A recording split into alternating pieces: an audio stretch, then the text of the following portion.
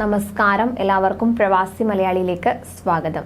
Air India വിമാനത്തിൽ വയോധികയ്ക്ക് നേരെ മദ്യപിച്ച യാത്രക്കാരൻ മൂത്രമൊഴിച്ച സംഭവം വലിയ വിവാദമായിരുന്നു. ഇതിനു പിന്നാലെ ശങ്കർ മിശ്ര എന്ന ഈ യാത്രക്കാരനെ അറസ്റ്റ് ചെയ്യുകയും ചെയ്തിരുന്നു. ഇപ്പോഴിതാ വിമാനത്തിൽ വീണ്ടും മദ്യപിച്ച് യാത്രക്കാർ അപമര്യാദയായി പെരുമാറിയ സംഭവം ഉണ്ടായിരിക്കുകയാണ്.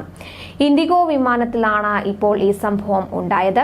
മദ്യപിച്ച 3 അംഗ സംഘം വിമാനത്തിൽ വെച്ച് അപമര്യാദയായി പെരുമാറുകയായിരുന്നു. സഹയാത്രക്കാർക്ക് നേരെയാണ് വിമാനത്തിൽ അതിക്രമം ഉണ്ടായത്.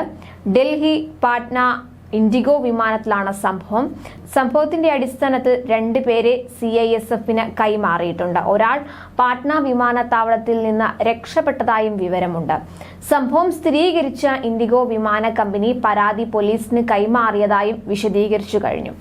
കൂടുതൽ വിവരങ്ങളൊന്നും നിലവിൽ ലഭ്യമായിട്ടില്ല. അപമര്യാദയായി പെരുമാറാനുണ്ടായ കാരണം എന്നിവ സംബന്ധിച്ച വിശദമായ വിവരങ്ങൾ വരും മണിക്കൂറുകളിൽ തന്നെ പുറത്തുവരുമെന്നാണ് പ്രതീക്ഷിക്കുന്നത്. എന്തായാലും യാത്രക്കാർക്ക് ബുദ്ധിമുട്ടുണ്ടാകും വിധം ഇത്തരത്തിൽ പെരുമാറുന്നവർക്കെതിരെ കർശന നടപടികൾ സ്വീകരിക്കാൻ തന്നെയാണ് അധികൃതരുടെ തീരുമാനം. അതേസമയം എയർ ഇന്ത്യ വിമാനത്തിലെ യാത്രക്കിടെ മദ്യലഹരിയിൽ സഹയാത്രികയുടെ ദേഹത്ത് മൂത്രമൊഴിച്ച മുംബൈ സ്വദേശി 34-കാരൻ ശങ്കർ മിശ്രയെ വെള്ളിയാഴ്ചയാണ് പിടിയിലായത്.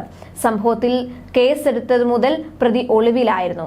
രാജ്യം വിടുന്നത് തടയാൻ തിരച്ചിൽ നോട്ടീസ് പുറപ്പെടുവിക്കുകയും ചെയ്തിരുന്നു. പിന്നാലെ ഫോൺ സ്വിച്ച് ഓഫ് ആക്കി ഇയാൾ സുഹൃത്തുക്കളുമായി ആശയവിനിമയം നടത്താൻ സമൂഹ മാധ്യമ അക്കൗണ്ടുകൾ ഉപയോഗിച്ചു.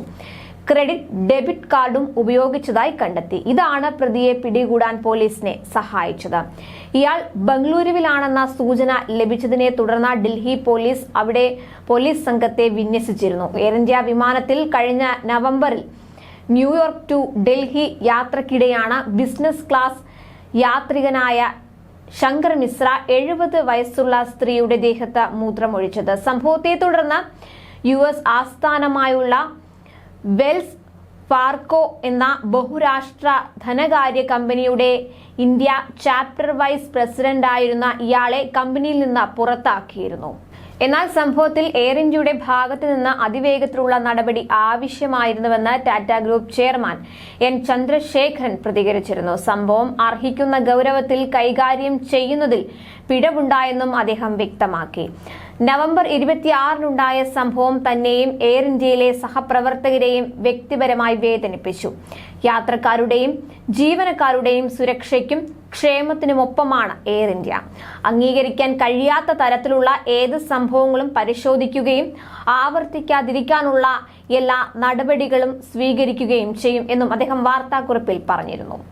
കൂടുതൽ പ്രവാസി വാർത്തകൾക്കായി ഈ ചാനൽ സബ്സ്ക്രൈബ് ചെയ്യൂ.